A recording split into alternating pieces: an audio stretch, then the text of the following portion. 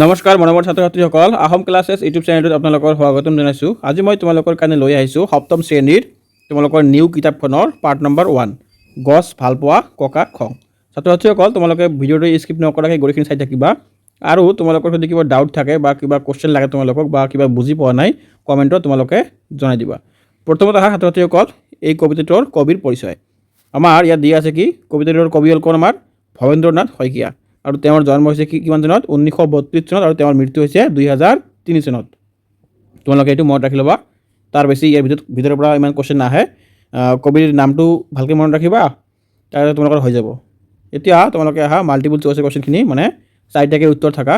ইয়াত চোৱা কি দিছে, ভাল পাল ৰঘুনাথ এই কথাষাৰ ককাই কিয় কৈছিল? এই কথাষাৰ আমাৰ কৈছে খ নম্বৰৰ উত্তৰ হ'ব ইয়াত, ৰঘুনাথে পুতেকৰ বিয়ালৈ মতা বাবে এই কথাটো কৈছিল। তাৰপিছত আছে কি, বিয়া ঘৰত ককাৰ খং উঠাৰ কাৰণটো কি আছিল? বিয়া ঘৰত ককাৰ খং উঠাৰ কাৰণটো কি আছিল? আমাৰ আমলখি গছজোপা কটাৰ বাবে।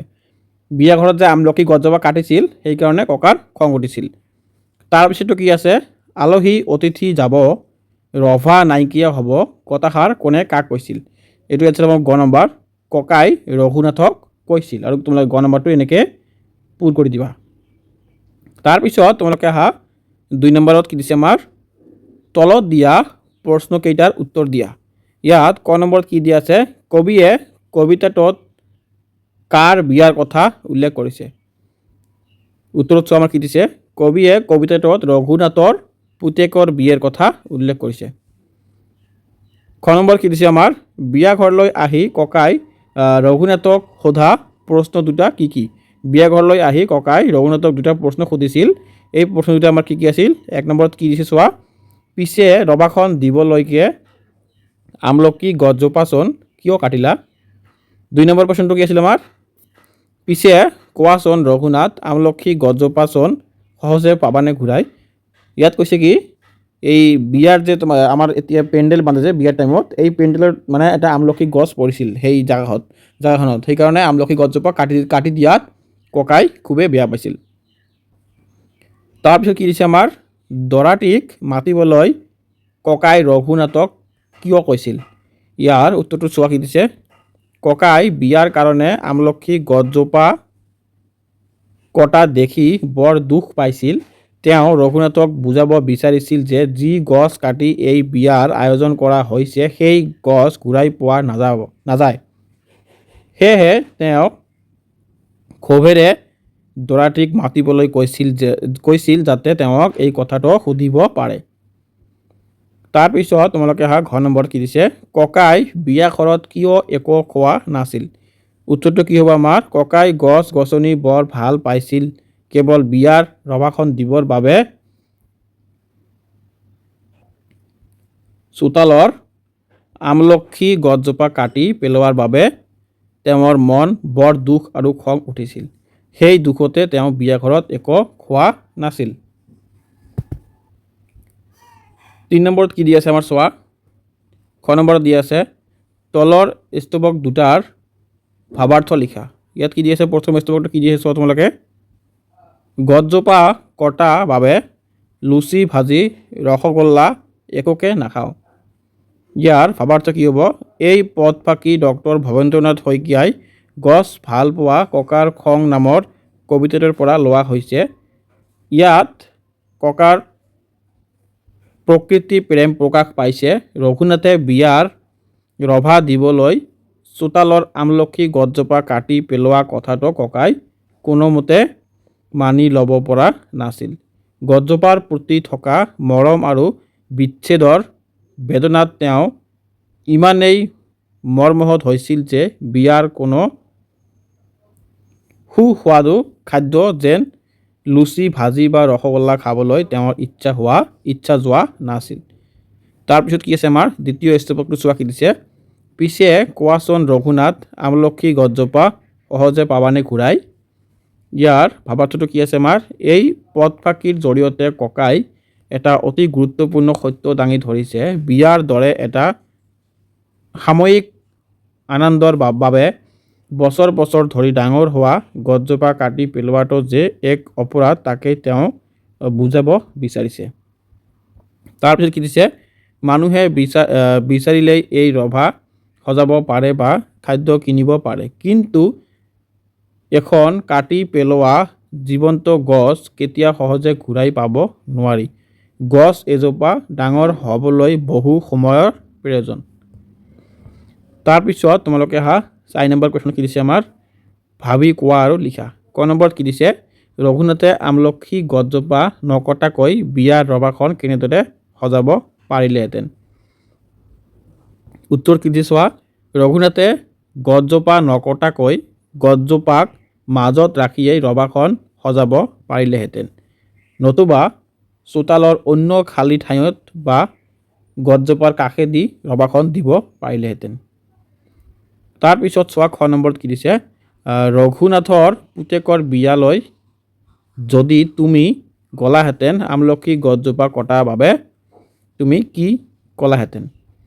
উত্তৰটো চোৱা কি দিছে ইয়াত, মই যদি এই বিয়ালৈ গ'লোহেঁতেন তেন্তে ককাৰ দৰে মোৰো মনত দুখ লাগিলেহেঁতেন। মই ৰঘুনাথক বা ক'লোহেঁতেন যে গছ আমাৰ বন্ধু আৰু পৰিৱেশৰ বাবে অতি প্ৰয়োজনীয়, সেয়েহে বিয়াৰ দৰে শুভ কামৰ বাবে গছজোপা জীৱন্ত গছ কাটি পেলোৱাটো উচিত হোৱা নাই। তাৰপিছত গ নম্বৰত, কবিতাটোত ককাৰ কথাৰ মাজেৰে কি বাৰ্তা দিবলৈ বিচৰা হৈছে। ইয়াৰ উত্তৰটো কি দিছে, কবিতাটোত ককাৰ কথাৰ মাজেৰে প্ৰকৃতি সংৰক্ষণৰ বাৰ্তা দিবলৈ বিচৰা হৈছে। আমি নিজৰ সুবিধাৰ বাবে যাতে গছ গছনি কাটি প্ৰকৃতিৰ ক্ষতি নকৰোঁ সেই বিষয়ে সচেতন কৰাই হৈছে এই কবিতাটোৰ মূল উদ্দেশ্য। গছ অবিহনে পৃথিৱী অসুৰক্ষিত সেই কথাই ইয়াত প্ৰকাশ পাইছে। ছাত্ৰ ছাত্ৰীসকল, তোমালোকে এই কবিতাটোৰ পৰা হয়তো তোমালোকৰ মূল ভাৱ আহে, তোমালোকে কি লিখিবা যে কবিতাটোৰ এইটোৱে বিচাৰিছে আমাৰ গছ যে আমাৰ কিমান প্ৰয়োজন, আমাৰ মানৱ জীৱনৰ কাৰণে বা জীৱ জন্তুৰ কাৰণে গছ আমাৰ কিয় প্ৰয়োজন হয় এই বিষয়ে তোমালোকে জাষ্ট লিখি দিবা, তাতে তোমালোকে ফুল মাৰ্ক পাই যাবা। তাৰপিছত তোমালোকে 5 নম্বৰত, তলত দিয়া ককাৰ সংলাপৰ পৰা ককাৰ কথাখিনিৰ উত্তৰত ৰঘুনাথে কি ক'ব পাৰে ভাবি খালী ঠাইত লিখা কথোপকথনটো সম্পূৰ্ণ কৰা। ইয়াত তোমালোকে এইটো পঢ়িবা, পঢ়ি কিনে ইয়াত ভালকৈ মই লিখি দিছোঁ, ইয়াৰ পৰা তোমালোকে ভালকৈ তোমালোকৰ কিতাপত লিখি ল'বা।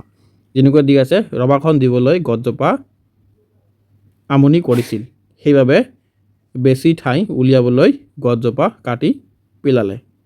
তোমালোকে ইয়াৰ পৰা লিখি দিবা। তাৰপিছত ইয়াত লিখিবা কি, সেইটো হয় গছ এডালত এইটো ফল হ'ব, ফল ধৰিবলৈ সময় লাগে। তাৰপিছত চোৱা কি দিছে, ইয়াত পঢ়িবা কি, মোৰ ভুল হৈছে আপুনি খাই যাব অনুগ্ৰহ কৰি।